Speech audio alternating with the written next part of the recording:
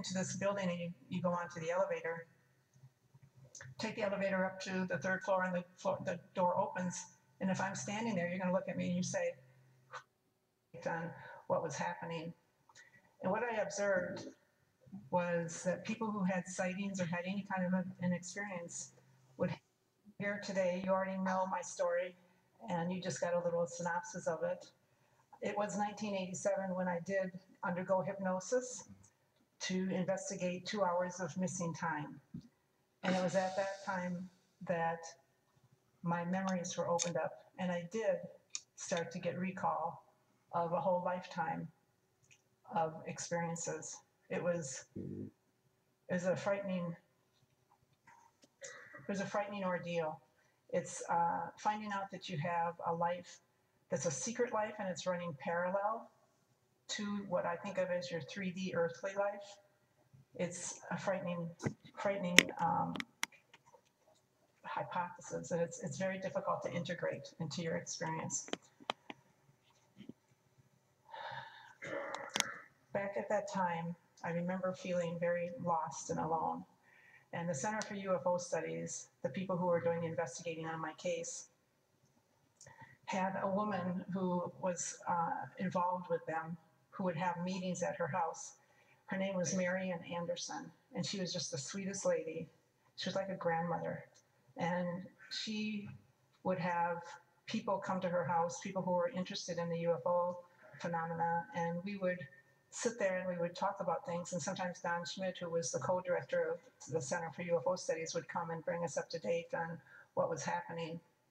And what I observed was that people who had sightings or had any kind of an experience would have this need to talk about what they had experienced, what they had seen, or what they had witnessed, and they would go over it and over it again with whoever would listen to them. They would just, anybody who would listen, they would tell their story, then they'd start all over again. And I think that they were doing the same thing that I was doing, and that was they were trying to dig deep down behind what had happened to find the meaning and find the reason why this was happening. And Marian used to say, I just want to know why they are here. What do they want with us? Before I die, I just want the answer to that. Why are they here? Well, Marian passed away about 5 or 6 years ago, and I don't think she ever got her answer. And I feel bad about that. I'm hoping, I'm thinking, I want to believe she got the answer after she transitioned. But it was her that inspired me to keep digging and keep moving forward, looking for an answer as to the big question of why. Because no longer are we asking, are they here? They're here. We all know that. We don't have to even ask that anymore. Now we need to know why. What is it that they want? And I'm going to give you my opinion on that for what it's worth. 2 cents, probably. But it's my opinion. It's based on my experience with my guys. And I work with several different groups of ETs. I've had lots of different, communications and encounters with them. And based on what I have been able to understand, I have come to some conclusions as to what their purpose is and what they want on planet Earth with us. So it's been since the early 1990s that I've watched the whole UFO, ET, abduction phenomenon grow and evolve. And from my perspective, there's always been 2 different camps. You've got the investigators, the nuts and bolts investigators who are really interested primarily in the ships and the hardcore, detailed. They want hard evidence. And you've got those guys who are out there looking and doing their jobs. And they never really looked too much at the abduction phenomenon, but when they were forced to, they kind of gave it a scary face. And I understand why they did that, because if you we all know the abduction story. A person gets taken from their car or their bed. A person gets taken aboard a ship. A person gets subjected to physical and emotional trauma. A person gets taken back, put in their bed. Their memory is wiped clean, and that person is labeled a victim. And so it's understandable. It's a scary, frightening thing to be a victim of alien abductions. But then there grew this other camp that started to come into formation, and that was the group of people who were actually claiming to have contact with the ETs. And our voices were hard to hear at first, and we weren't given much credence, even though we were claiming to have contact. People were slow to listen to us. That's because we were saying that the ETs were benevolent and that they had a message. Some might even say a warning for humanity. So it was slow for us to gain ground. We were labeled as being airy-fairy. We were told that we were suffering from Stockholm Syndrome. And then we heard the ever popular, my favorite, well, I'm sure that you believe what you are saying is true. So we were discredited a lot, which always made me scratch my head because I'm thinking, we're the ones who are actually in contact with the inhabitants of the ship. Yes, the ships are interesting, aren't they? Nice to take pictures of and to look at and all that. And I'm not putting down the investigators. I'm just saying that the ships are interesting. I love the ships, but we're having contact with the beings who are inside the ship. You would think that we would be given a little more credence, but I think that the problem came in that could we be trusted? Could you believe what we were saying? And because so many of us flipped over from it being scary to being a benevolent experience, that called into question our sanity. So you've got the two camps. You've got the science, the nuts and bolts camp over here of investigators, and then you've got the contactees, the experiencers, what I think of as a spiritual camp over here. And what I'm seeing are those two camps coming together, beginning to blend and merge together and work together, which is a good thing. Because it's just like our scientists now are beginning to look at the more esoteric side of science and understanding that we are a holographic universe. We needed to move together with the investigators and the airy-fairy camp to come into one and work together. Well, it's true. It's our destiny to move forward. So we needed that to happen. And I'm really pleased to see that happening. The planet, the solar system, and the entire universe is going through a transition. We're going into a higher dimension. All of us in this room were born onto a 3D planet, but we are destined to move into the 4th dimension and on up to the 5th dimension. Yeah, thank God. Thank God. So what does this mean? What does it look like? I have an analogy that I like to use that I think helps people and helps me to understand the difference between a 3rd, 4th, and 5th density. So I'm going to play that for you here. Yeah, not on the screen. As you notice, I don't have a PowerPoint. I can't give my speech and click at the same time. No, I just didn't know for sure what I was going to say. So if you have a building and there's a 3rd floor, and this building, the 3rd floor represents the 3D world, 4th floor, the 4D world, and the 5th floor, the 5D world. So you get into this building and you go onto the elevator, take the elevator up to the 3rd floor, and the door opens. And if I'm standing there, you're going to look at me and you say, who are you? It's the 3D world, the 3rd floor. So I'm going to look back at you and I'm going to say, well, my name is Sherry Wild. I was born on December 25th, 1950. I'm a mother to 2 beautiful daughters, and I'm a grandmother. I own a small real estate business that I've operated my entire life. I divorced when I was 40 and decided to stay single. I'm German heritage. I was raised in the Lutheran faith, but I consider myself spiritual. I'm a victim of alien abductions, of which I wrote a book and lecture about. The door closes. You push the button, you go up to the 4th floor, and the door opens, and I'm standing there, and you say, who are you? Now, because it's the 4th floor, I'm going to answer a little differently. I'm going to say, well, I'm a divine child of the Creator. My name is Sherry Wild. I chose that name as well as my birth date of 12/25/50 because the energetic resonance of those frequencies gave me the roadmap and the gifts I needed in order to best experience what I was desirous of experiencing in this lifetime. My life has been exceedingly interesting, as this is my first time in human form on this planet. I came to Earth as one of the million volunteers to assist humanity and Earth in the ascension during this time of the great Earth changes. The door closes. You go up to the 5th floor and the door opens and I'm standing there and you look at me and you say, "Who are you?" I'm going to look back at you and I'm going to say, "You know me. I am you and you are me. We are one." Okay? So I tell you this analogy because I'm going to be speaking to you from all 3 of those floors. And as you might have noticed, the 3rd floor uses a lot of labels. That's the dimension we were born into. The 3rd floor, there's a lot of labels to define the solitary separate self. It's a world of duality.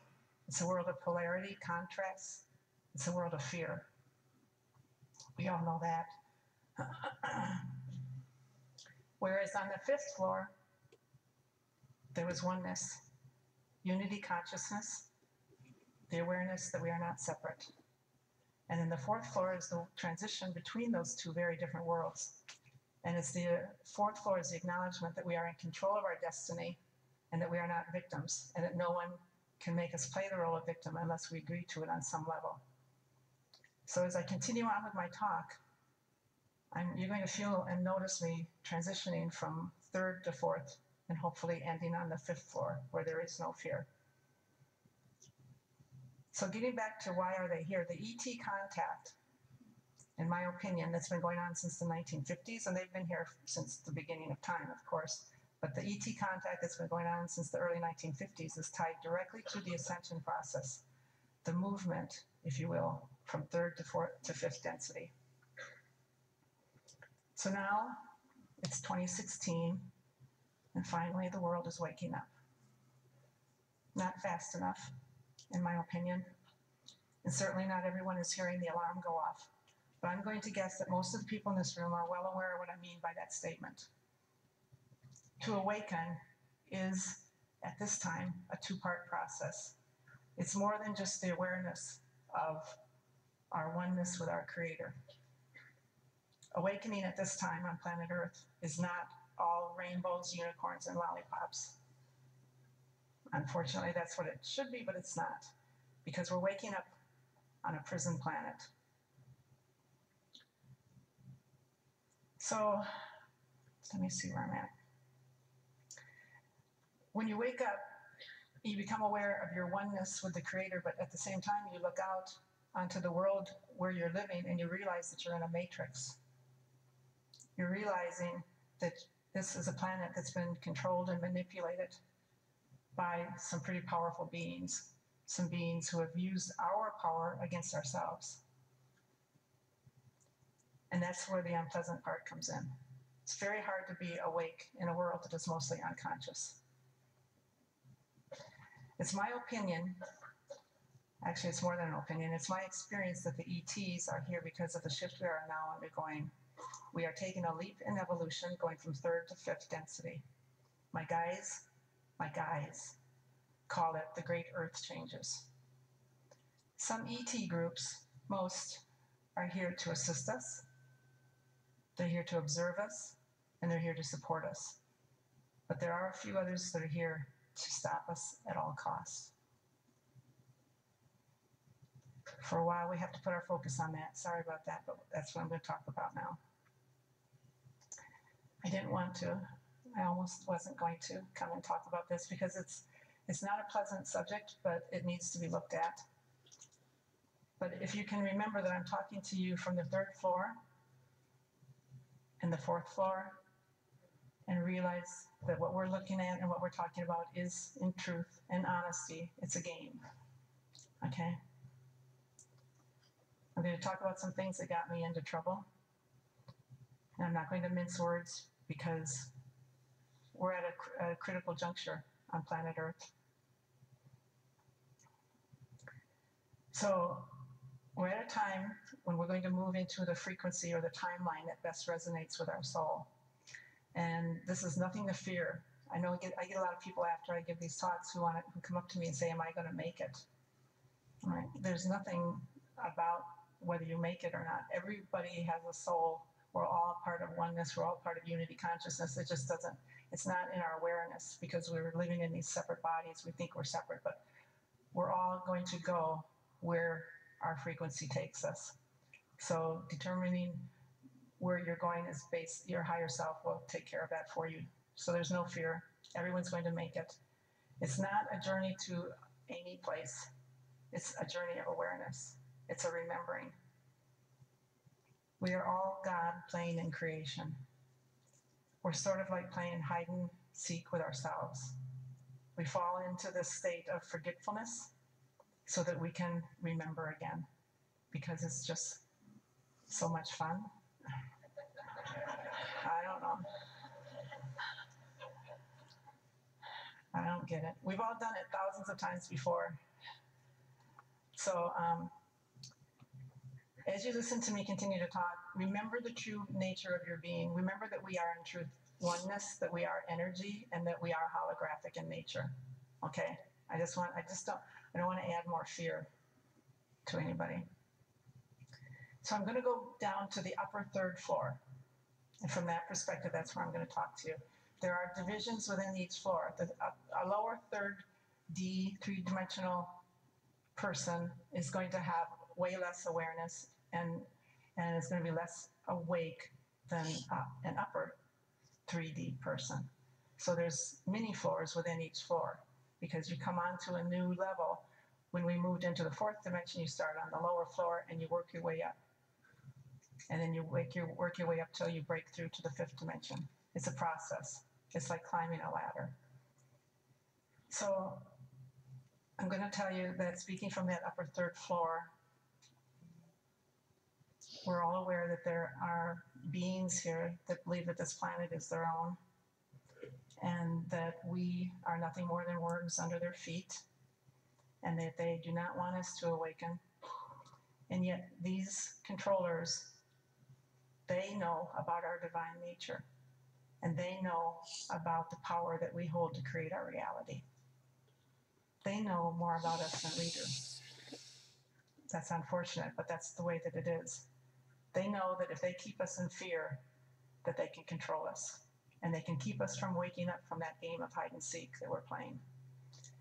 The earth human soul has been trapped in a cycle of reincarnation, birth and rebirth for eons. We were told that we have lessons to learn and that we have karma to settle. And the truth of it is that we don't have any lessons to learn unless you want to play that game.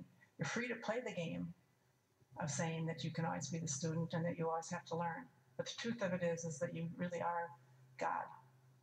You know everything that you need to know. You just have to remember it. It's okay to play the game of I need to go back to earth and learn a lesson, but you don't have to. That's been part of the trap.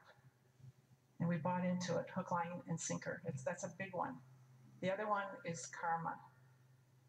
You have to come back and settle your karma.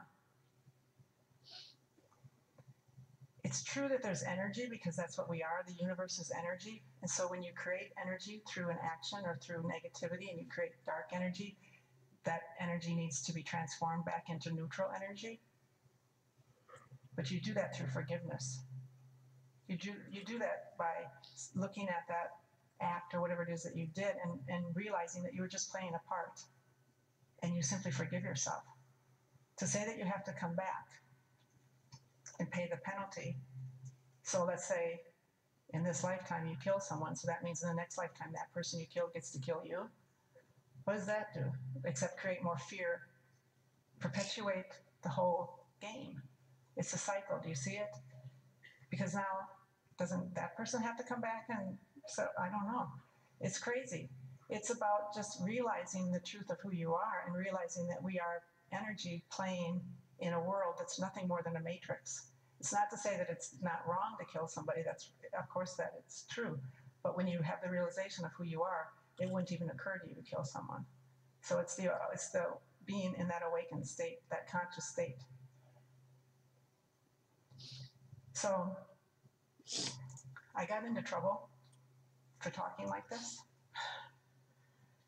I got into trouble for reminding you about your true divine nature.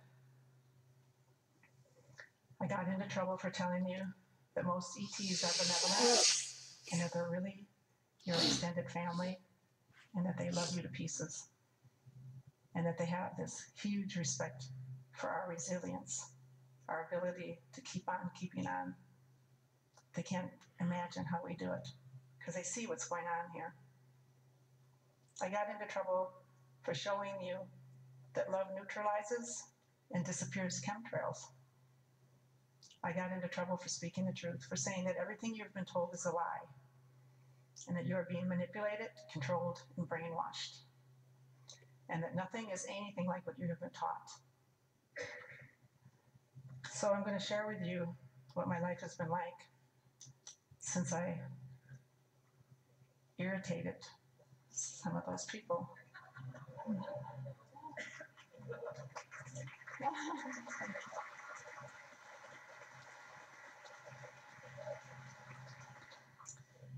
Okay, it's a bizarre story, and if I were you, I wouldn't believe it. I wouldn't believe it if I hadn't have lived it. Honest to God. So I'm going to tell you, and I'm leaving out a lot of the juicy parts because I don't have much time.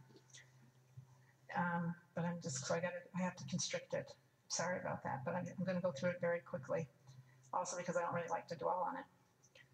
So it was about late 2014 when I began to become physically very weak. I didn't know what was happening to me. It happened very suddenly. I was always a person who hit the floor running, and I would go out and get on one of the many beautiful trails that we have in my community in Wisconsin. Beautiful trails, miles and miles of them. And I would grab my dog, and together we would walk at least minimum of 3 miles a day. Usually we'd go 3, 6, sometimes I'd go 3 times, go out 9 miles walking. So I was always a very energetic person, and my little dog was right along there with me. And it was my time to meditate and commune with nature and get balance in my life. One morning I woke up and I couldn't get dressed. And I actually laughed about it because I was so stumbly. I just kept tipping over every time I tried to put on my pants, and I couldn't tie my shoes. And I thought, well, maybe I had a stroke or something. And it continued to deteriorate my health. But I also was very disoriented. I became very foggy-brained, and I became angry. The anger was something that was really baffling. I could see I was getting older, and I thought, well, this must be what it's like. But the anger, I didn't get what that was about. I'd gone through my awakening in 2008, 2009, 2010, right in through there. I'd quieted the voice in my head, that ego voice that's always chattering, I was blissfully free of that. But now I had another voice, and it was saying nasty things to me. It was saying, why don't you just give up and die? Today's a good day to die. Why don't you just end this struggle? It was nasty. It was awful. I didn't know what was happening until one morning between Christmas and New Year's in 2014. Got up and there was blood splattered on the sheets. And I looked at it, and I called my partner, Jim, in to look at it, and we agreed that it was not from a scratch or any kind of a wound or anything. It was blood splattered, as if you took a paintbrush and you just kind of flicked it. It was splattered over the middle top area of the bed over quite a distance. Didn't make any sense. A bloody nose, a scratch on you, nothing would do it. The blood had been splattered onto the sheets. I got upset, and I stood by my bed, and I demanded to know what this was. I couldn't get an answer. I think I was too enraged to hear the answer. It took me a little while after I had stripped the bed and was washing the sheets, putting clean sheets on the bed, when I heard the answer. An implant was removed. And I said, I am not supposed to have implants. I demand to know, what was this implant? And I didn't get an answer again for a while. Again, I think it was because I was upset, and also in that weakened condition, I wasn't quite as clairvoyant, maybe. It took a little bit until later that morning they show movies. Those of you who know how this stuff works, they show you movies.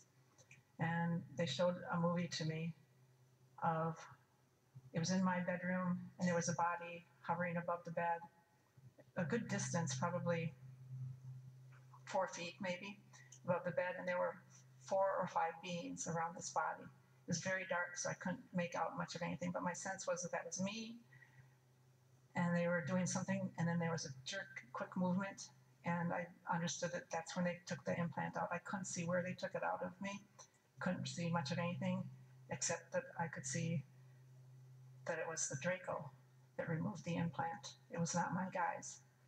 That was very clear to me. Totally different group of ETs. Now, this was alarming to me, but it wasn't surprising. We had started working with the Draco. They had come into our lives, and that's another really interesting story, but I don't have time to go into it. But they had come into our lives, and there was a group of them, 5 of them, asked if they could work with us. They wanted to use this time of awakening, of ascension, to move out of service to self to service to others. And they needed someone to service. They needed someone to play that role for them, and for them to transition and learn how to be of service to others. And so we agreed to that. I don't really have any fear of the Draco. The guys that I know that are Draco are very childlike and kind of innocent. It's like they don't quite get the stuff. They're very clumsy, so it didn't surprise me when I saw that they were the ones who removed the implant and sprayed the blood all over, because my guys would never do that. They used to come in and give us Reiki, and my partner Jim, more than one time, we'd be laying there in the dark, and he'd say, "Sherry, you awake?" I'd say, "What?" And he'd go, "Somebody's touching my feet." He's like, "Do you feel that?" And I'm like, "Yeah, it's those guys. They're here to give us Reiki." And he'd say, "That's just creepy." It was. It was really creepy. I'm like, they don't know enough to put us in an altered state or wait till we're asleep. They would just come in and start giving Reiki while we're laying there awake. I just squeezed my eyes closed really tight. Don't want to see him. It was even worse. They did it a few times when he wasn't there, and they'd start on my head.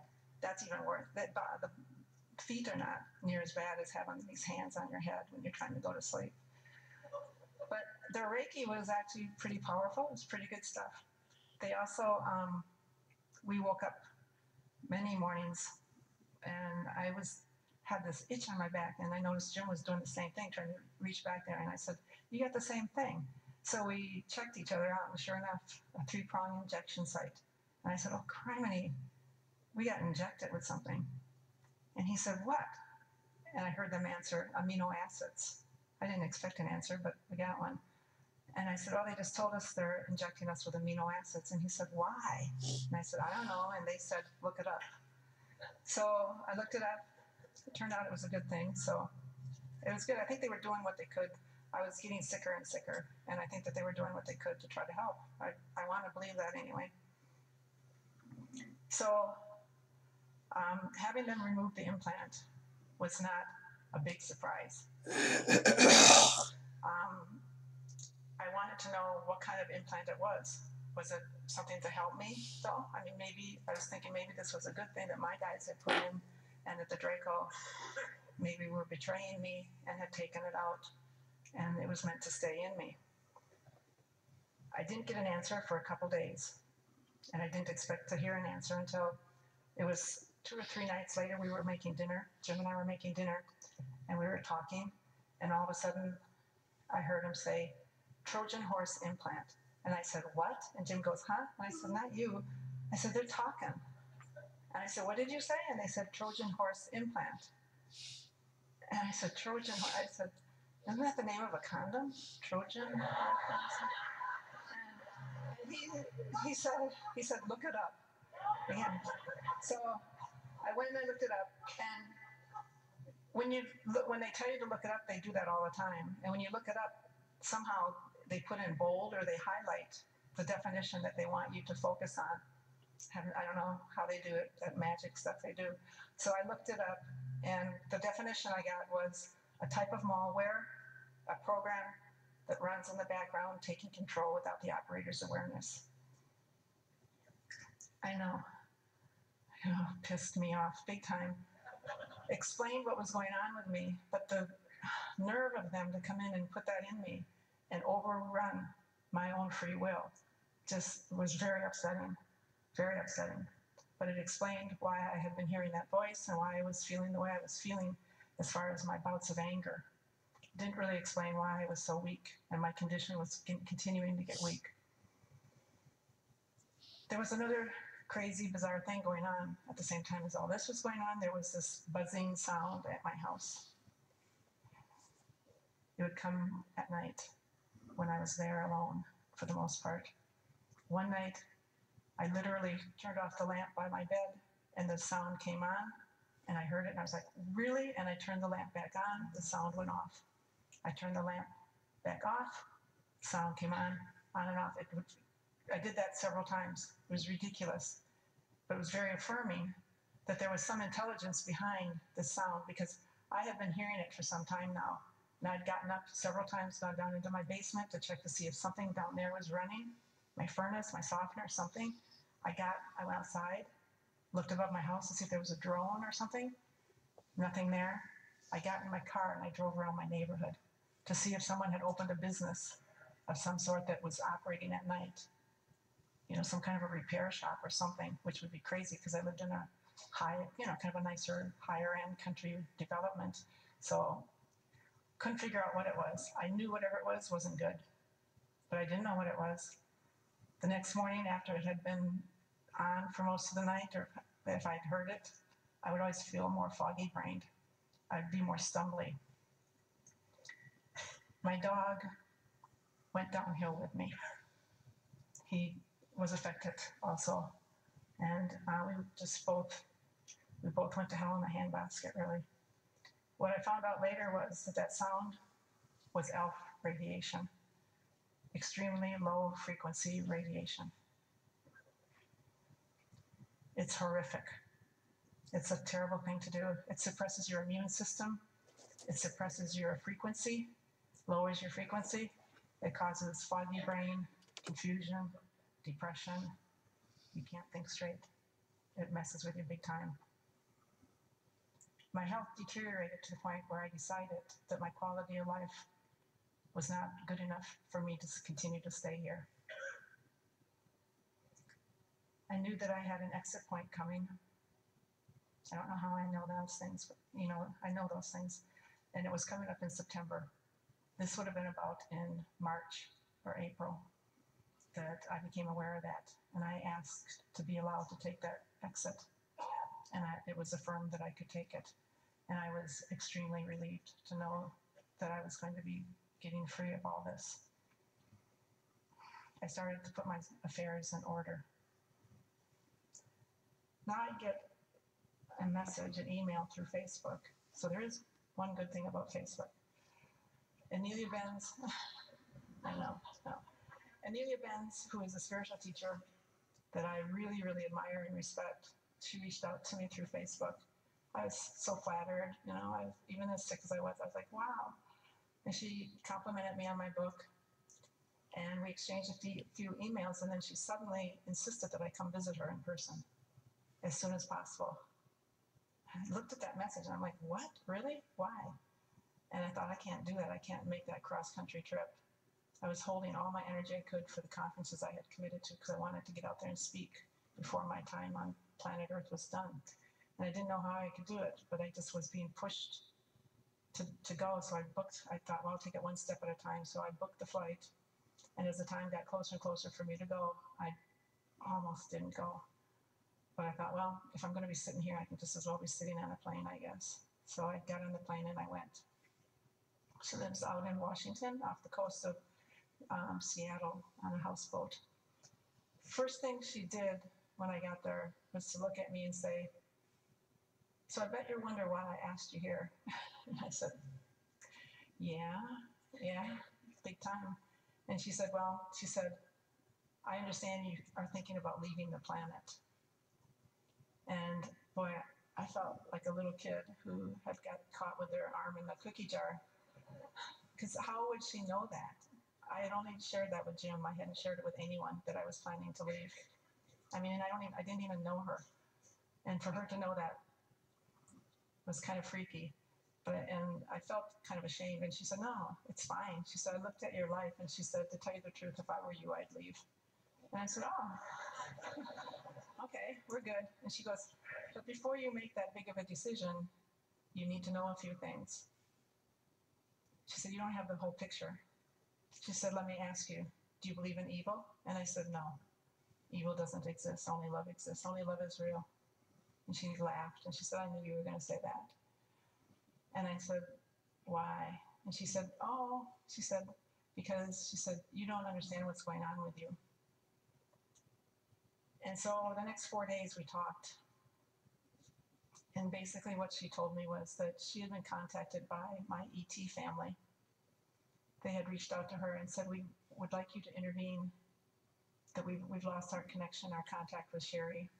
We're going to lose her. Please intervene on our behalf and tell her that she's not alone and make contact with her.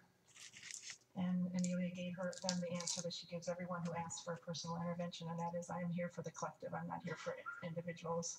And I'm sorry, no. So then a second ET family that I work with reached out to her and asked for an intervention. She told them the same thing. And then she giggled and she said, then you have a third family you're working with. They asked me too. And I said, yeah, I do. I have 3 of them, 3 groups I work with. And she said, they love you a lot. She said, they asked me to intervene. But she said, I had to tell them, no, I can't start doing that. If I do it for one, then I have to, where do I draw the line? And so she said, no. She said, then I heard from your soul family. Would you please intervene on behalf, And she said, and I had to tell them no. And I'm listening to this and I'm going, what? And is she talking about me? And then she said, Gaia reached out to me and said, one of my biggest champions is under attack and is thinking of leaving the planet and we can't lose her. Would you please intervene? And Amelia said, I paid attention to that. And I thought, I better look at this Sherry Wild and find out who she is. But she said, then I got busy and I forgot all about you. It's like, okay. And she said, but I went on Facebook then a day or 2 later, and my Facebook page was splattered with your name everywhere.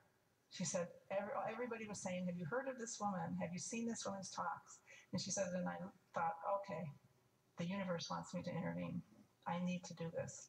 So she said, 3 people sent me your book all at the same time and said, you need to read this.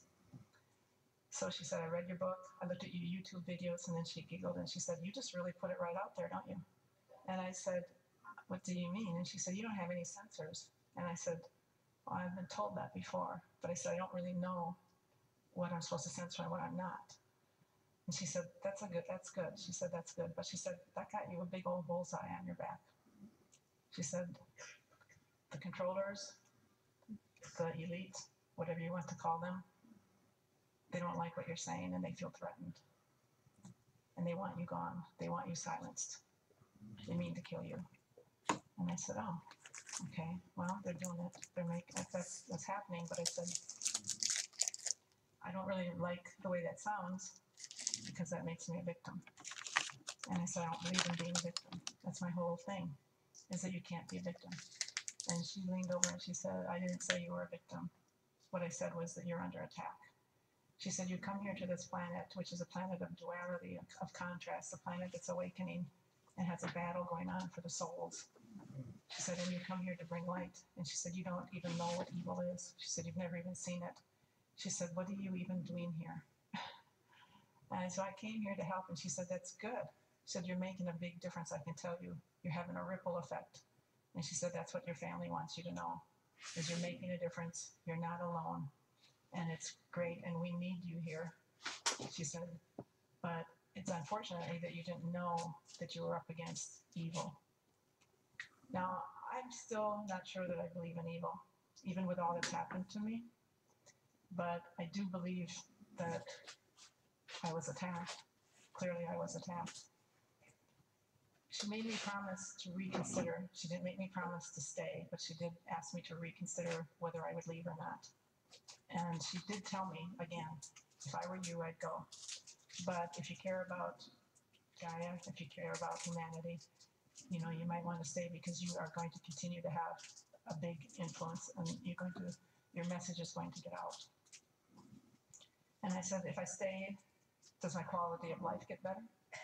Can you look at my timeline and see that? And she said, yeah. And she looked at it and she said, it does. And I said, not 20 or 30 years from now when I'm on my deathbed, but not soon. And she said, yeah, pretty soon. I said, okay. So I went back home, recommitted to doing my best to stay. But the attacks continued and they actually escalated. And Amelia was there for me, and my ET family was there for me because there were times when I would be literally at home, laying on the sofa, unable to do much of anything. And I would have this thought, oh, I feel like I'm getting better. I feel like almost like I'm feeling normal or something. And then as soon as I would have that thought, it would be like someone would throw a wet blanket on me and it would just like crash me. Those were the times when my phone would go off and Amelia would either call or text me and she'd say, you're under attack, aren't you? Your ET family says they're there with you. You don't see them, you can't hear them, but they're there with you. Hang on. And that's what she would just keep telling me over and over again. That would happen. And she would just say, hang on a little bit longer, Sherry, hang on. They're going to get tired of this. It all came to a head eventually. Well, actually, before that, even there came a day, there came a day when I had a really bad night when I hadn't been able to sleep very well. I wasn't able to breathe. And I actually woke up in the morning and decided that I really couldn't go on. Forgot about that. I was deathly ill. And Jim wanted to take me to the hospital. And I said, no, I had enough of it. I was done. I mean, you can only go for so long. And I was fed up and tired. My dog was just a shadow of himself. And it broke my heart to see him like that. And I thought, the two of us will just go out together. So I told Jim, just leave me. Come back in about 3 days and pick up the carcass. I said, I'm just going to lay here and let myself die. Because my breath was very shallow. And my heart felt like it was struggling to beat. And I was just so weak. I was so weak. My arms and legs felt like they weighed a ton. And I really believed if I laid there, I would die eventually. So Jim finally, he gave up trying to get me to go to the hospital and he left. And I was laying there, and then I hear this big booming voice. I know this voice. This is my guy. This is my guide. This is, I call him George, just because he's such a George. He's been with me my whole life, and he's this, for those of you who are able to, you might see him standing here behind me. He's always with me. And his big booming voice, and he goes, so that's it? You're just going to lay there and die? And I said, as a matter of fact, I am. And it was quiet. And then he said in a normal voice, he said, aren't you even curious about what it is that's going to kill you? And I said, it's heart failure. I'm in heart failure. And there was no answer. And I said, I'm in heart failure, right? And there was no answer. I was like, damn it. So I lift myself up on one elbow and I go, it's heart failure, right? I'm going to die. I start thinking, what if I have a stroke and I'm stuck in a body that's in even worse condition? I mean, that damn George, he knew the one thing to say to get me going because he made me curious about what it was. He made me doubt that I was really going to die. I didn't want to just, get stuck in a paralyzed body or something like that. So I reached for the phone, I called Jim, and bless his heart, he came back and he picked me up, took me to the emergency room. That's a funny story too. I'm not going to tell you about my exchange with the doctor. I'm not going to tell you how they called in a psychiatrist. What they found out was that it wasn't my heart. I was being poisoned. I was going to die, but it was from poison. Now I was really pissed now. I mean, as sick as I was, it's like what? I had the implants that took over my thoughts. I had the ELF radiation and now poison. I mean, I'm an old woman. What the hell? Did they think? You know, it just terrible. I was mad. I looked at my dog, my poor little Pookie. He'd had one infection after the other. Infections on his body, his ears, anal glands, everything. I mean, the poor little guy had suffered so badly. He got diagnosed with a heart murmur, Cushing's disease, Lyme disease, and he had gone totally lame. I mean, flat out on the floor, can't move, lame. I was pissed. Come after me, but they got my dog too, you know. So one night, it would have been more toward fall, winter of 2015 by now, it came to a head. I knew they were nearby, and I knew that they were serious. And I stood in my bedroom and I said, why did you do this? Why? And I didn't expect an answer, but I got an answer, and it felt like someone had dumped ice into my veins, because the answer came from a being that I would say does not have a soul. He simply said, you were warned. That's what he said. It was just the energy behind the words, as if you're nothing. You're nothing to me. You have no value. You were warned, and so now I can do anything I want to you. And I said, you know what? I'm not playing this game anymore. I'm done. You stay away from me. You don't come near me or my loved ones. You stay away from my home. I am a child of God. I am a sovereign being, and you do not touch me. Do not impinge on my free will. You stay the hell away from me. Now, I had some help that night, because there were other people who were tuned into me who knew that I was in for an attack that night, and they also came to my aid. I understand it that I had, well, I don't know understanding. I have a Pleiadian ship parked permanently over my house, and I have Pleiadian guards with me at all times, which is wonderful. But in all truth, all that I needed to do all along was declare my own power. Now, I lived in the truth of who I am. That's what Don had always told me. Stand in the truth of who you are. They can't touch you. But like Amelia told me, you can't always keep your frequency high. There are times in this three-dimensional, four-dimensional world where you just can't. You're vulnerable. Maybe you have a glass of wine and you go to bed. That's it. That's all it takes. Unfortunately, now I know why. Any of you who heard me talk before, I used to laugh about how my guys used to tell me, stop drinking that glass of wine before you go to bed. And I'd say, you come down here and live and see if you can do that. Well, now I get, that's the vulnerability. You leave yourself vulnerable, it lowers your frequency, and that's unfortunate. We shouldn't have to live like that. I should be allowed to have a glass of wine without thinking that someone's going to attack me. So why am I telling you this story? Because I do not want to put more fear in you. I don't want you to be concerned that you're going to come under attack. But I'm sharing this story because the ascension process that's happening on planet Earth is real. It's a very real event. This is really happening. Each and every one of us, our soul is yearning to awaken.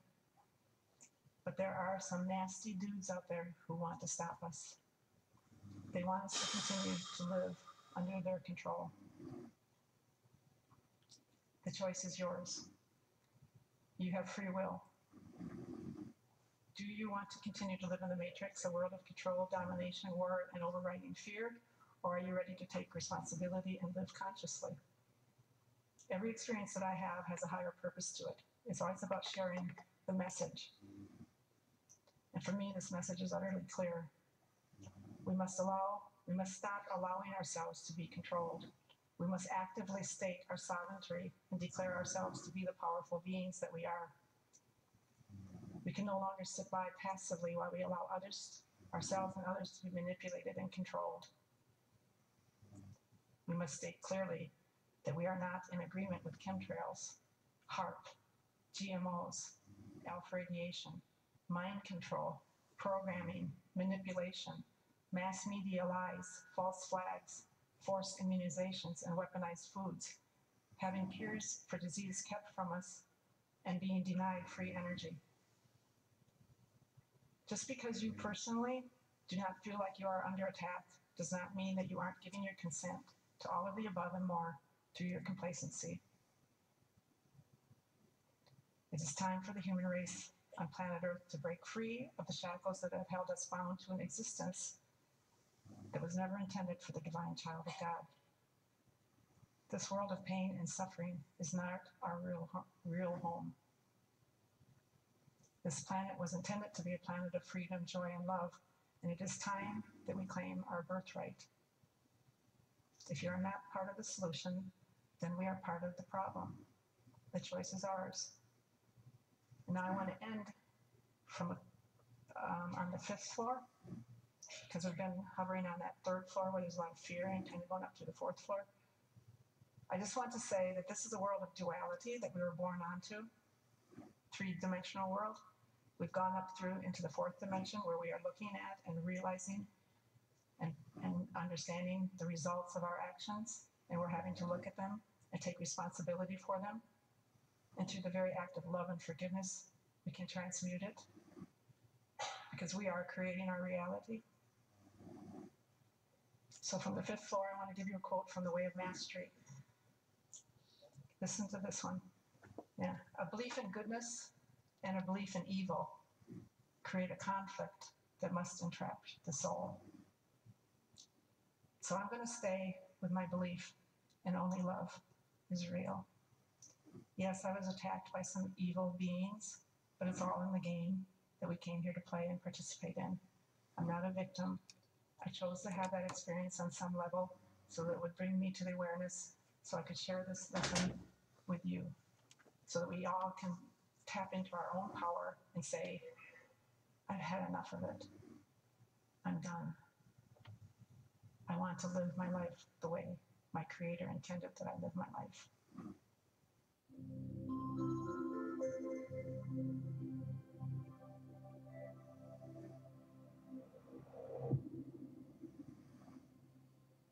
We should never have any aches, pains, symptoms of any kind, because the human body is a miraculous machine that has been created to heal itself and take care of itself if we don't interfere.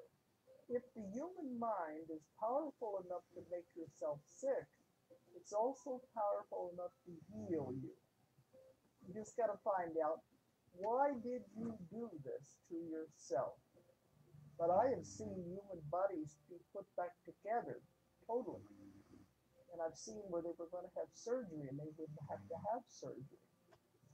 There's no pain associated with anything they do. It's all done with energy, the white light energy, like electrical currents. This is where I get my happiness and satisfaction. Teaching this, discovering it, and teaching it, and wanting the world to know how powerful your mind is.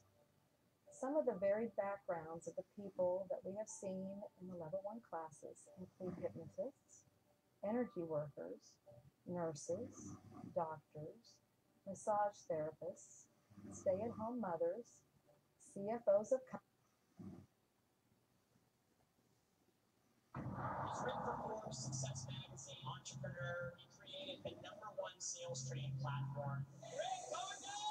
So excited to volunteer for years. You watching this, you in the wrong place. You supposed to be on this side. 6 a.m. and it's the Shred X Group Cut, baby. What's up? Learning how to take my level to the next level, man. Rock and roll. My brother right here. Rock and roll. Grant Cardone, it elevates my game. I think it elevates my freaking soul. This is the #1 entrepreneurship conference on planet Earth. If you're not here in 2018, you're crazy.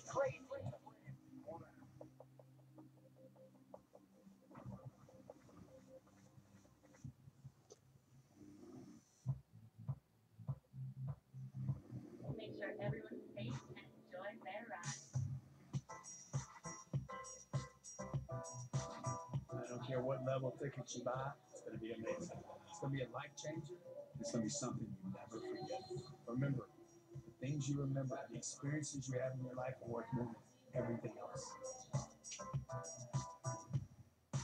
10X Growth Con, Book your ticket now. I'm going to sell this event out. It'll be the experience of your lifetime, I promise you. Who knows? Maybe I'll bring Frank Sinatra in, Dean Martin, Sammy. Maybe I'll bring Elvis back.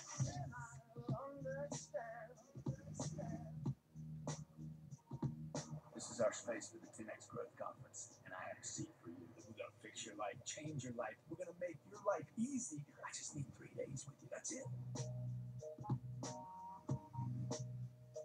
Every seat will be a great seat. We'll do a Supertron above us that goes all the way around. The sound will be perfect. You'll be connected to super entrepreneurs. Get your seat today. Time there is, it's the now. There's no future without right now. Let's go.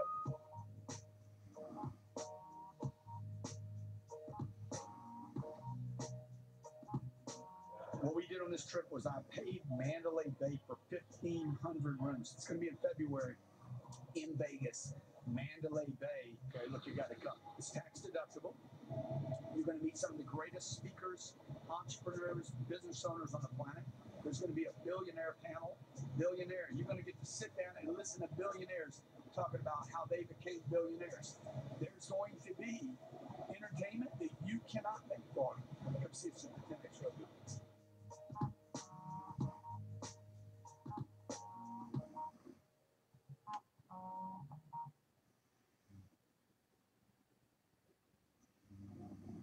My interest, as you say, was stimulated by my cousin in the States. This was a guy called Edmund C. Berkeley, who in fact started, I believe, the world's first magazine on computers way back in the 1940s, when nobody knew anything at all about computers except those working in the intelligence community, for example.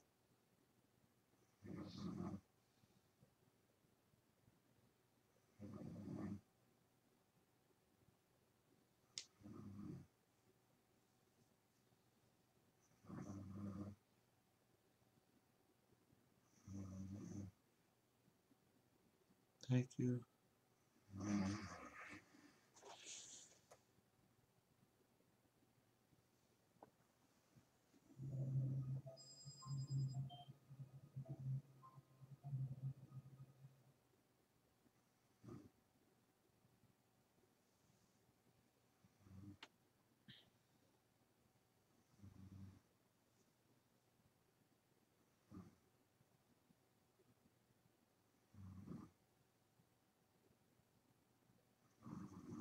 Thank you.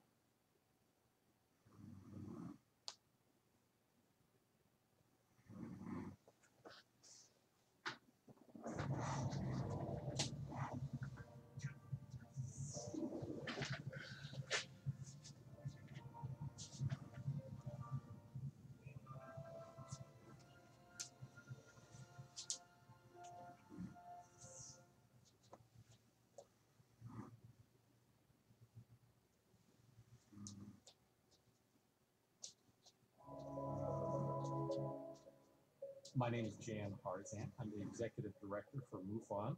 We are a scientific research organization that basically collects sighting reports from the public and then investigates them.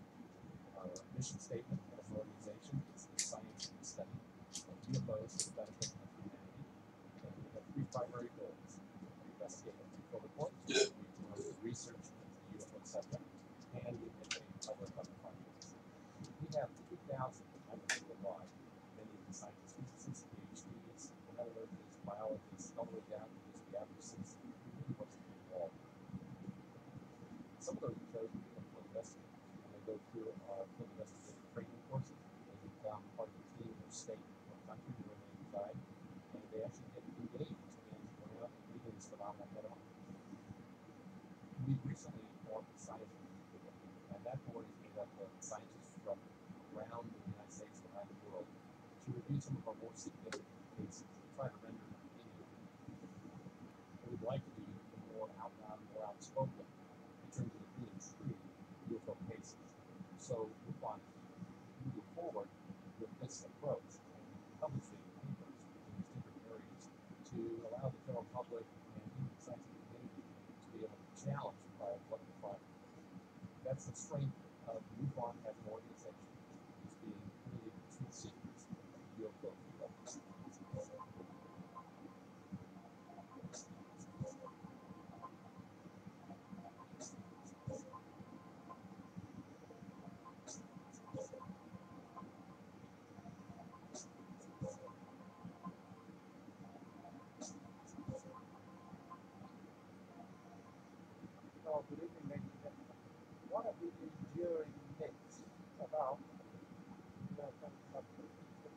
started in the United States.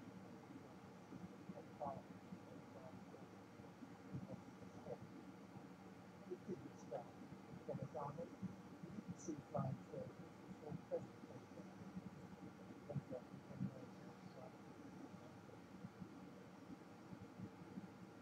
It's also generally accepted that Roswell was the first receiver of military aggression. There were several in World War II, several very times in World War II.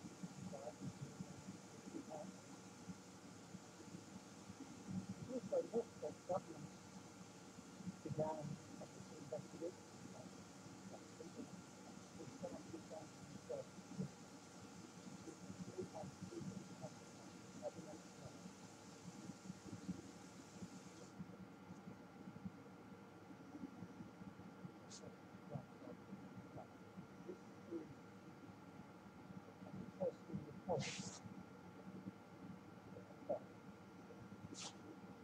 Dating back to June 1933, it was demonstrated highly confidential telegram in the electric spectrum area, and it said, on the personal order of the British producer that contained absolutely no mention to be made of the red language of an unknown class of scientific service. Maximum penalty not required.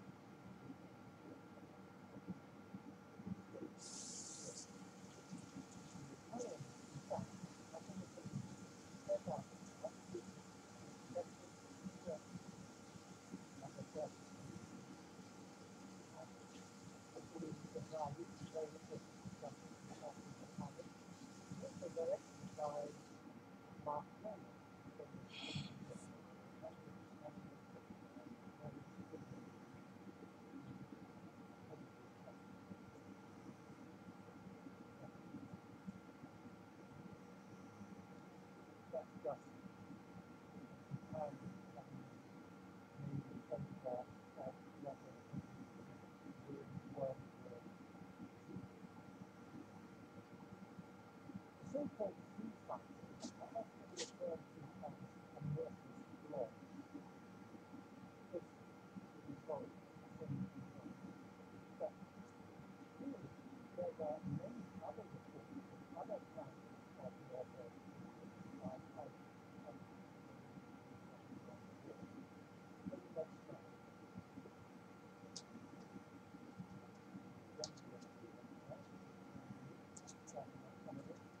It relates to Minister Defense report classified classified US relates to the sighting by the crew of a Lancaster bomber who claimed to have seen a large object traveling at about 500 miles an hour. Another sighting by the same crew of the Lancaster bomber over Amsterdam of a bomb seen on the ground itself and later moving at high speed. Again, these weren't amorphous blobs, they were apparently solidly controlled machines. Next slide. The Lancaster bomber was the most used of the heavy bombers by the Royal Air Force in the Second World War, and I suppose the American equivalent.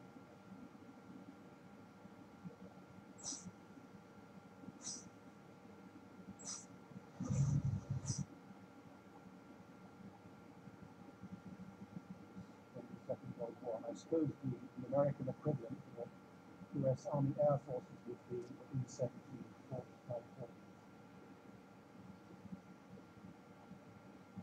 For the first time, I published in my new book an extraordinary report by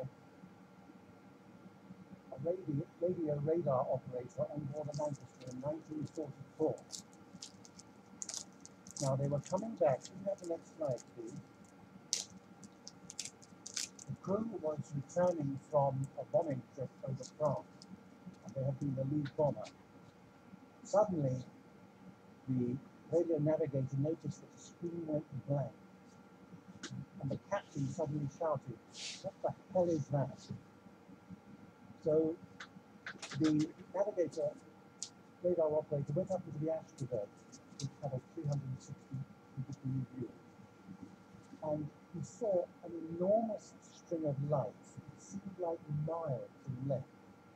And then he said a grey saucer-like object emerged as part of the lights. Can we have the next slide, please? This is not a photograph, unfortunately. It's a sketch by this radio radar observer of this enormous object. And this is how he described it. Our Lancaster was a large aeroplane, but the only comparison I can make is that we were but a dot on a sheet of foolscap paper. After 3 minutes, it shot away at phenomenal speed, and the crew was left with an extraordinary feeling of calmness, which they were completely at a loss to explain. When they landed at their base at RAF Oakington in Cambridgeshire, they were astonished that there was a great deal more of the normal intelligence officers that were debriefing, and they weren't remotely interested in the bombing raid. They wanted to know about the flying saucer. That was 1944, so they weren't just foo fighters in the 1940s who were involved with it. There were many large officers. Next slide.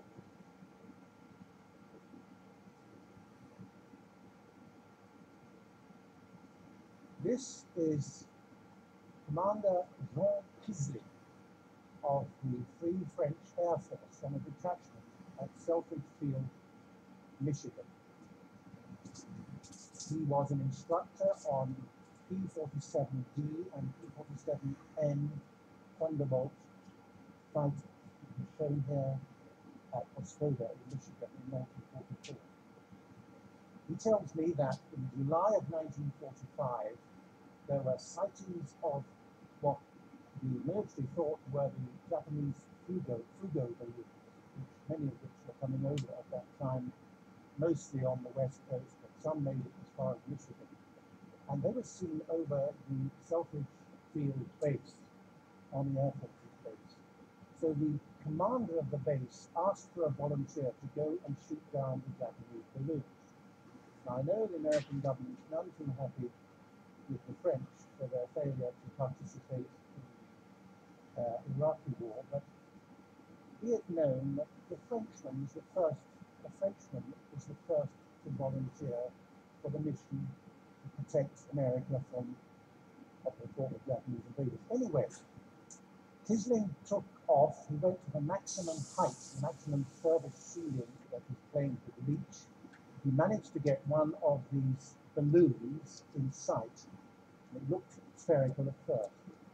And then he managed to get it in his gun sights. 8, I think, 50 caliber machine guns converged on it as far as he knew. He started firing, and suddenly this thing flipped on end to a disc and shot off at a phenomenal speed. And at that point, as he was telling me this, he said, I realized it was no balloon.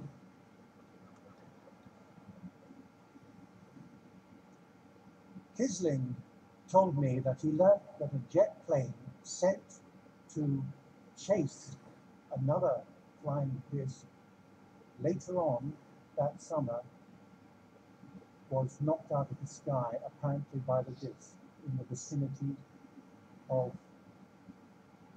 this very, very city we're in right now. Next, please.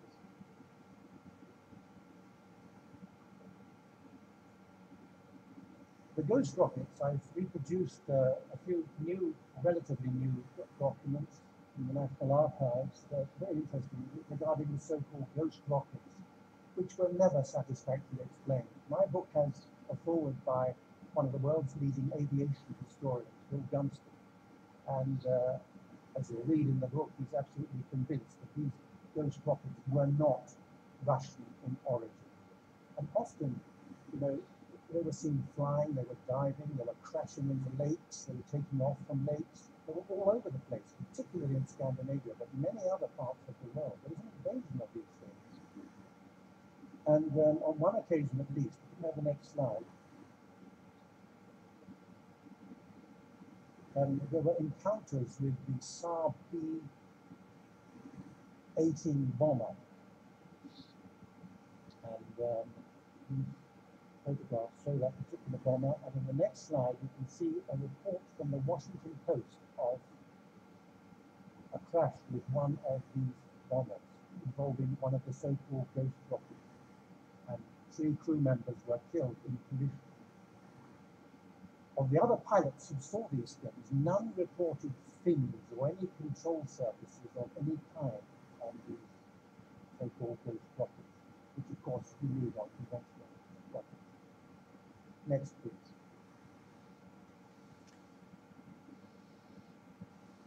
Now, in April, May 1947, they began launching captured V-2 rockets, captured from the Germans by the Americans. Some went to Russia, to capture the Russian army, and so forth, but the best of the team, headed by von Braun, Werner von Braun, was taken to White Sands.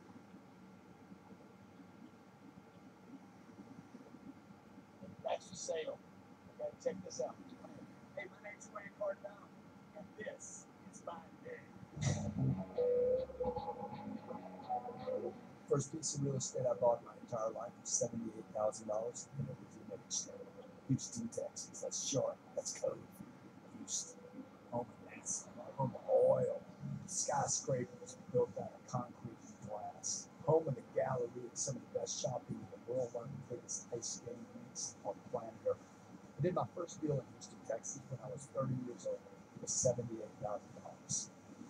Coming back 30 years later, this time I'll do a deal for $78,000.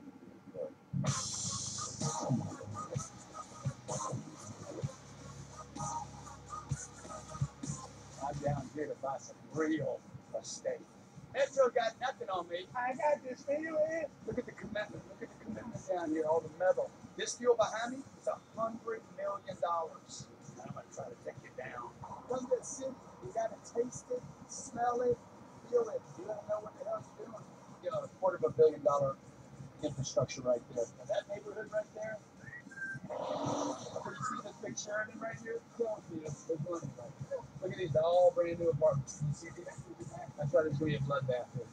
Not only am I going to bring you along for the ride to show you my life and how I do big deals, I'm going to bring you into the city and show you how I see the city, how people live in that city. If it's not this deal, it'll be another one. I'm in Houston right now, tasting the food, meeting the people, shopping the properties. Come by with me.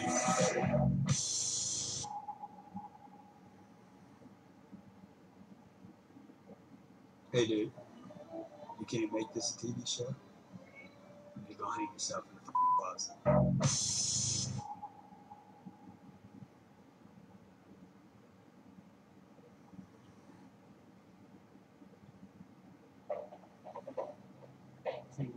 Headed by von Braun, Werner von Braun, was taken to White Sands.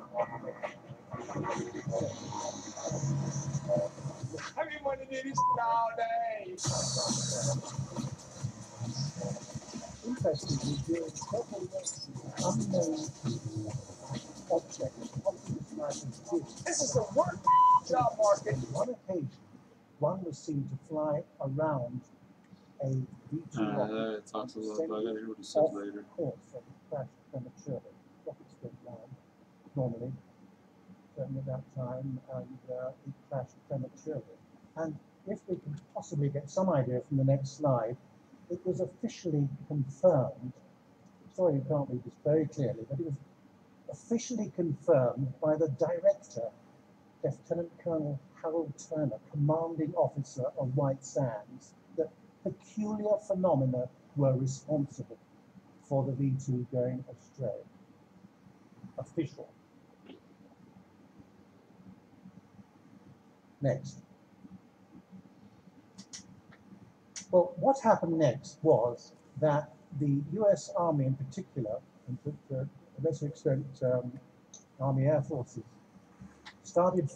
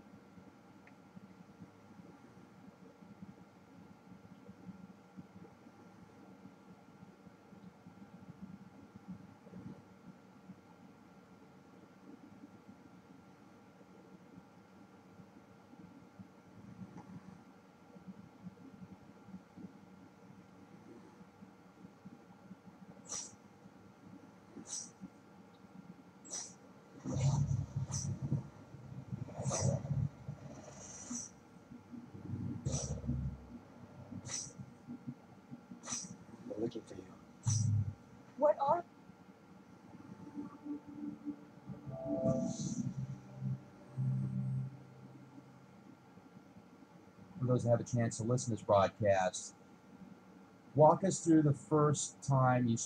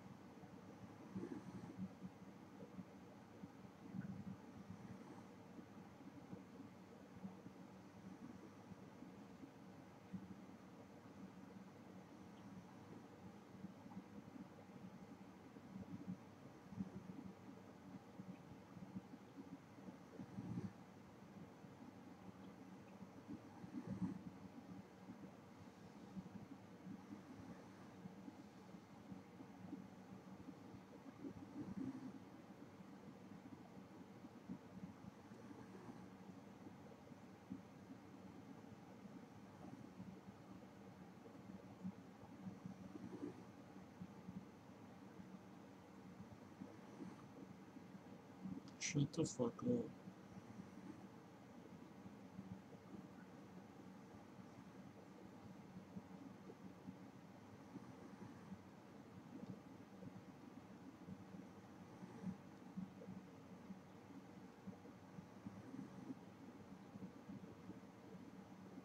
Babe.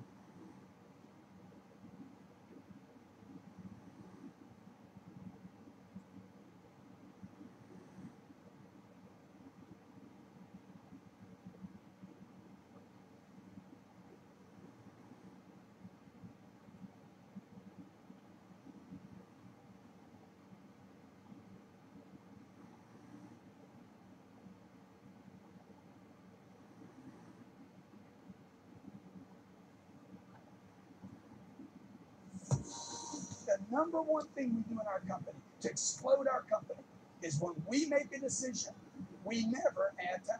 If you look back over your life, you will see that the best decisions that you have made in your life were instant. You better do something other than just what everybody else is doing. You better not do the middle class thing. You do the middle class thing, you will be in mystery your entire life. Time and money, baby. Squeeze.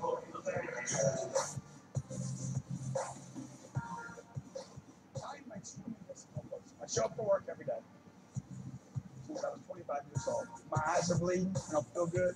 I show up. Because look, when you commit, creativity will follow. When you commit, creativity will just rain. Once you find out who you are, man, it's going to be easy. Live your entire life. So live your entire life standing out, outside the box, getting attention, because you know you need some. Because money follows attention. Stand out so you can get the attention you deserve. So one day, you can be over there. Go 4,000 feet a minute. Be relentless. Be strong. Know everything. Tonight! You must surround yourself with people committed to knowing. People that want to change.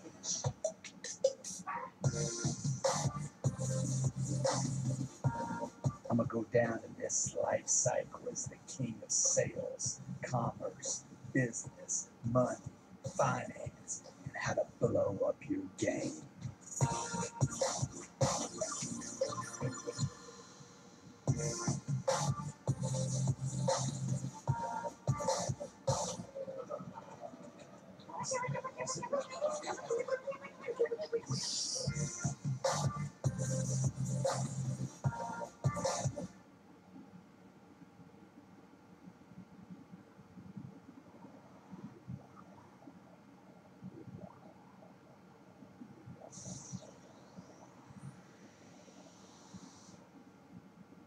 know where in the 5 days and 6 hours this conscious period that I recalled at that point occurred.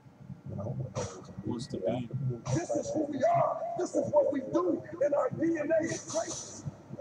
Off, or maybe some other kind of thing. I speculated that, you know, I'm pretty convinced now that there was a period of time during the 5 days in which I was conscious and experienced interaction with some of these beings.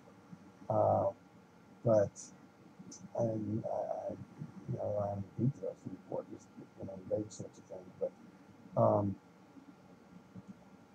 part of that time was probably in some sort of an unconscious or injured state, you know, some sort of a coma or induced coma, or some sort of procedures involved in correcting the damage from being hit by that blast. And, you know, at the time, all I could remember was this short period of time.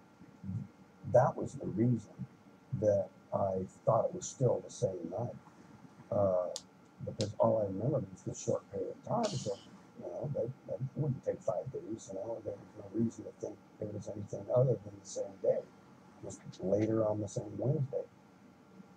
When I regained consciousness, I was in such pain that it would actually sort of knock me back out of pain, you know, to come to consciousness and the beam's hit open, with this guys. wall of pain, you know, you back off from that into unconsciousness, you know, it sort of like knocked me back out again.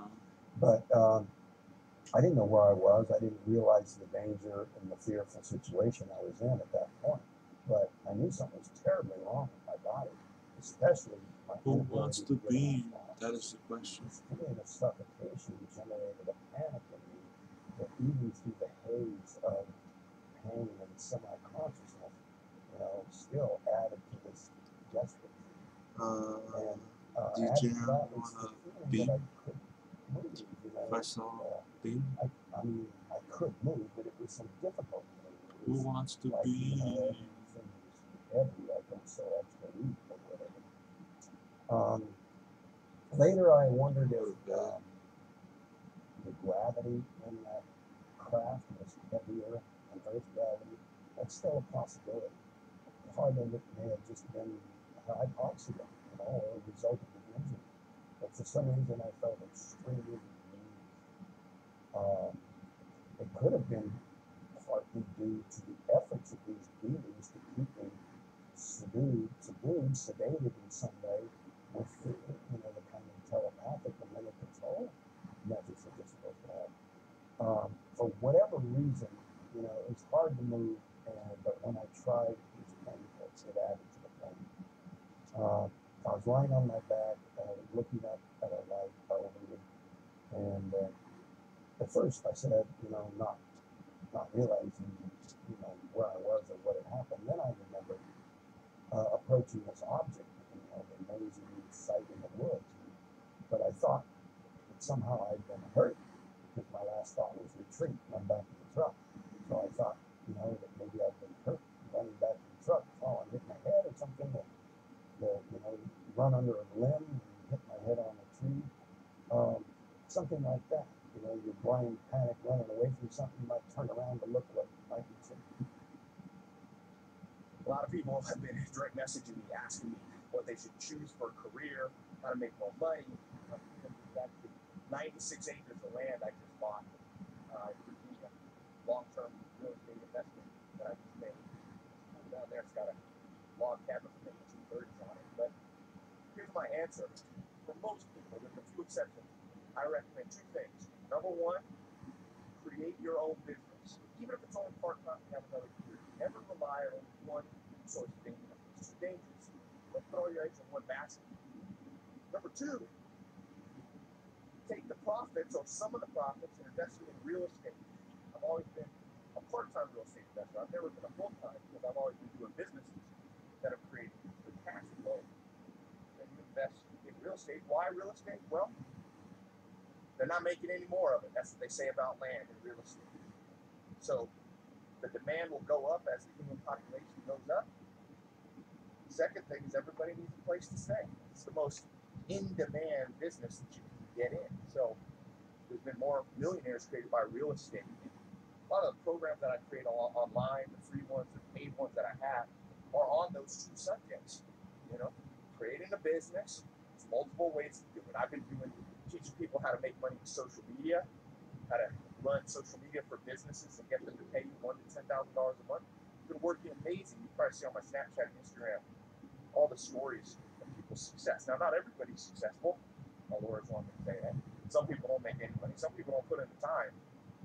But it works for a lot of people that actually put in the time and don't procrastinate and follow through. And then I've also got this real estate program that I built with a full-time real estate investor, Cole Hatter, one of my business partners, on how you can invest in real estate and even start. The thing is, you gotta start somewhere, you know?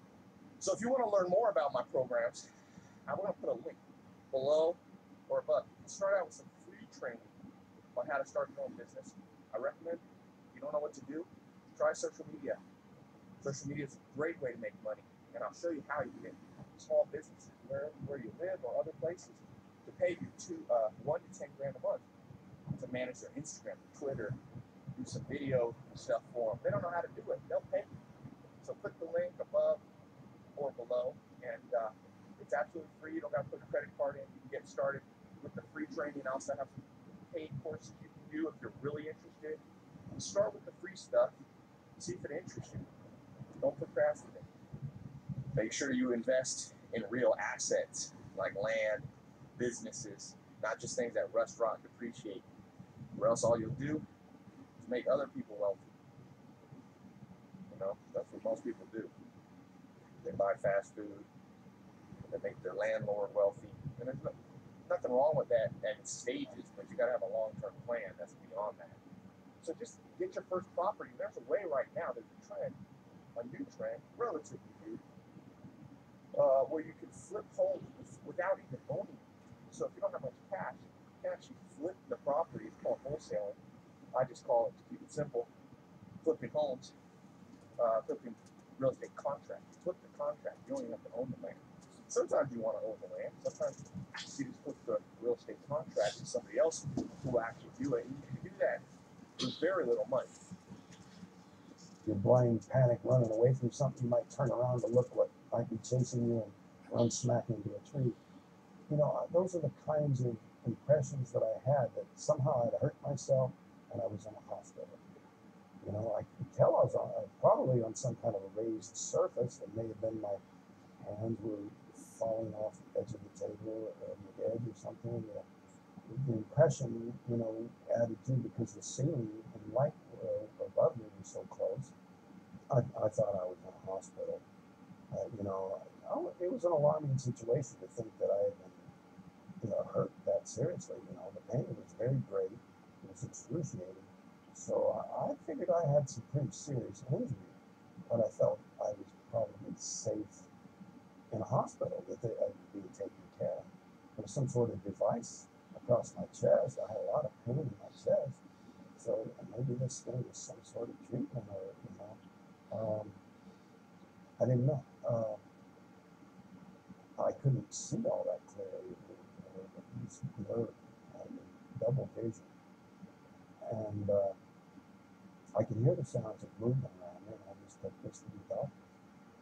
Things were being taken care of.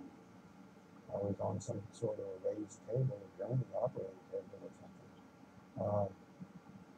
And then when I looked in the direction of the movement sounds, you know, I could see very forms that I thought were doctors wearing surgical caps and masks, you know. It's just an area across where the eyes would be that would be uncovered by that. And when I sharpened the focus in my eyes, I could see that was not the case. I was looking into the face of this creature. And then I knew that I was not in the hospital. I was very grateful. I felt that, you know, this was extremely life-threatening. And here this face was so close to me, another right behind him, that, you know, the fear gave me the strength to raise my arm and try to hit him away. But it was so weak I could barely move my arm. It wouldn't have killed the fly. It pushed the one that was standing close to me back, and he fell into the other one. But almost in the same motion, I was rolling away from him, and this object across my chest fell off. But my attention was riveted on them. They were immediately coming around the table towards me. I got on my feet and staggered back. I felt very weak and unsteady, and I backed up. I was actually sort of stumbling backwards, and I bumped up against a shelf, a workbench, and there was an array of instruments laying out there. It was just a quick glance. I didn't stand there and study them. I was just riveted on these creatures coming towards me. I just glanced, grabbed the biggest thing I could find, and started flailing in their direction to keep them from coming any closer. And they stopped, and at that moment was the peak of the fear and the focus of my nightmares for months afterwards was this point at which they stopped with their hands extended towards me and staring in a way that felt invasive and intrusive, like they were looking inside of me in a way that just gave me this squirmy feeling.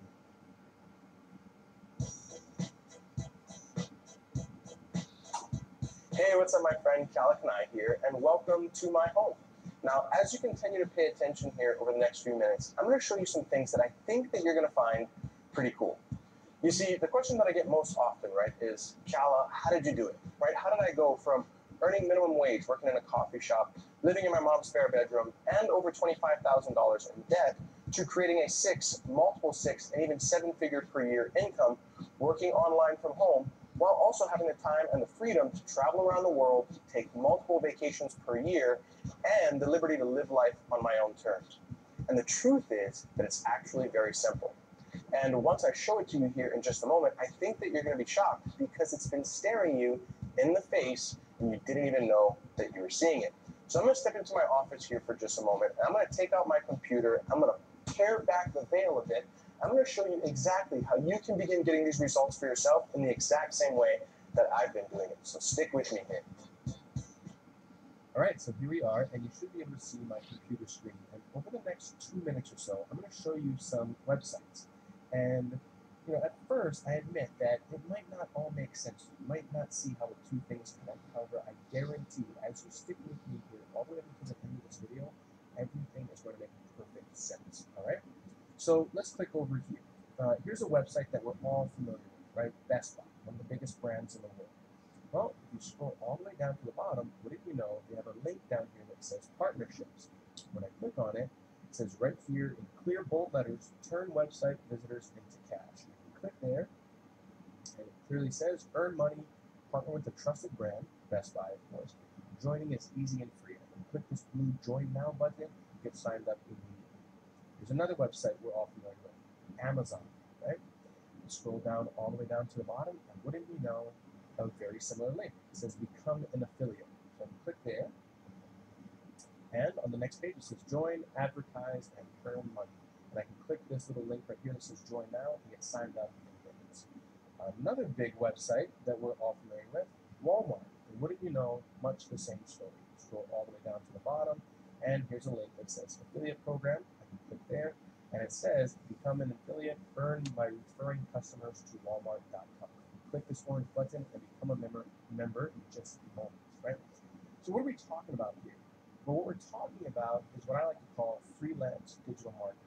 What most people don't realize is the biggest brands in the world, multi-billion dollar companies, will pay you a commission in order to help them sell their products. That means that you don't have to have your own product, you don't have to deal with shipping, customer service, refunds, merchanting, or any of the hassles.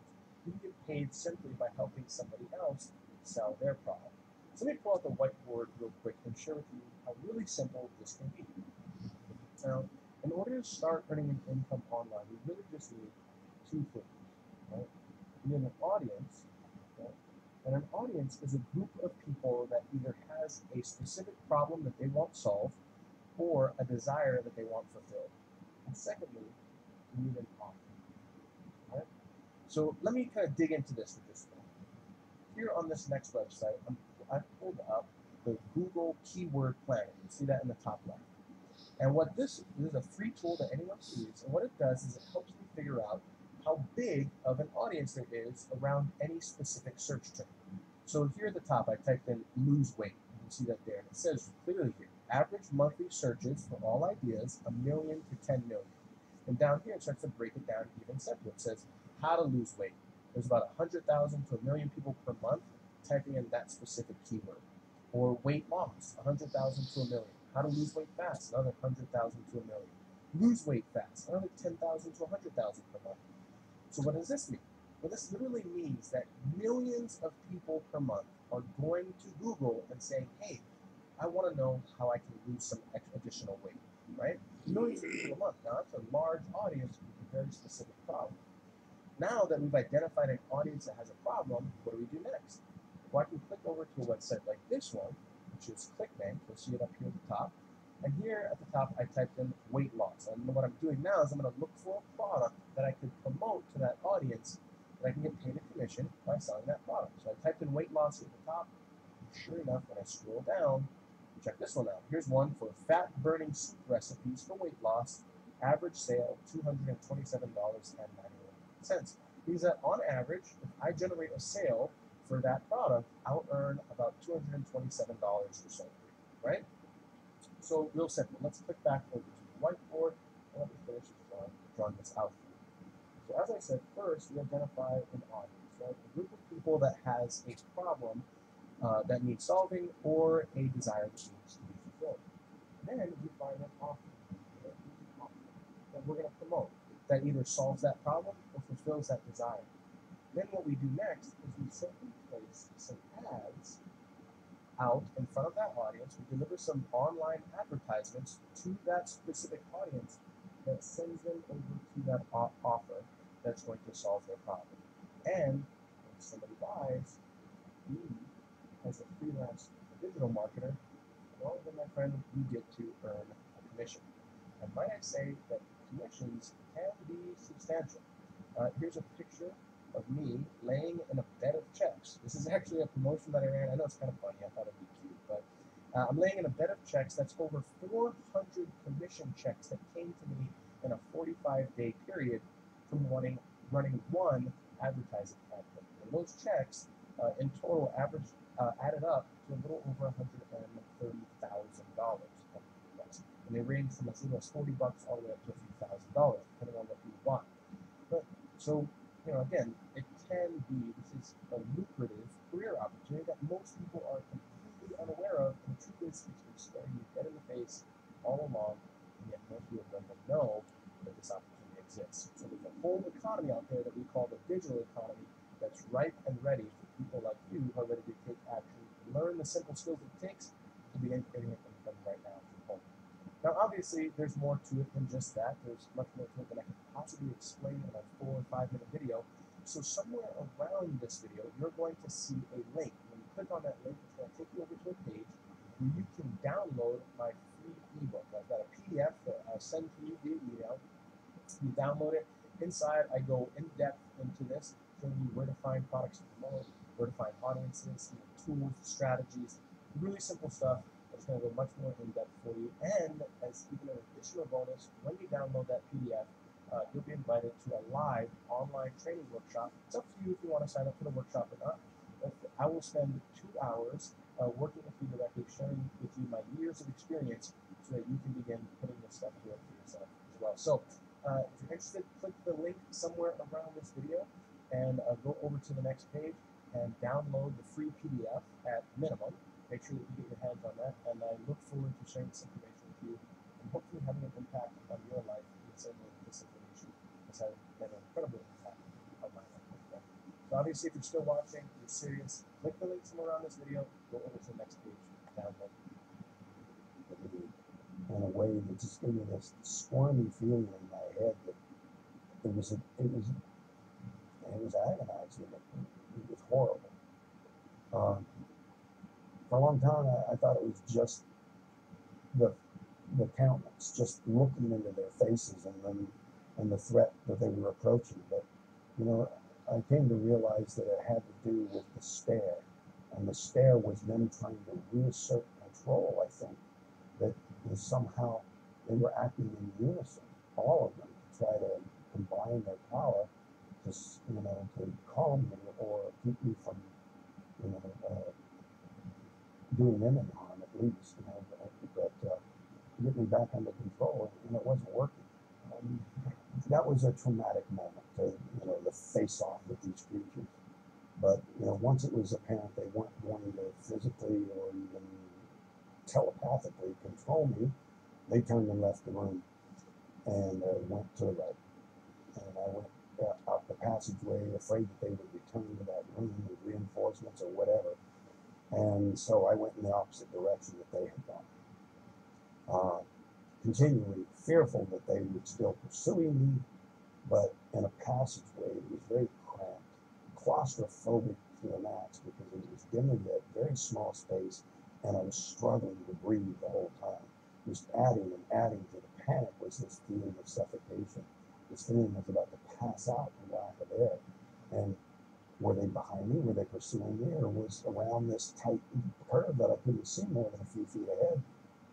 Was I going to run into something worse? So, you know, all this compounding the fear, looking desperately for just a way to escape any way I could, you know, sort of a blind struggle to just open a door and get out of here. You know, partly the feeling of being trapped, partly the feeling of suffocation, claustrophobia. And I'm not a claustrophobic person, although I enjoy the wide open spaces of the outdoors. You know, contrasting a normal environment to this dimly lit, humid, cramped, dimly lit little space occupied by these bizarre beings. So, that's enough for tonight. In my panic, I ran past one doorway, just more fearful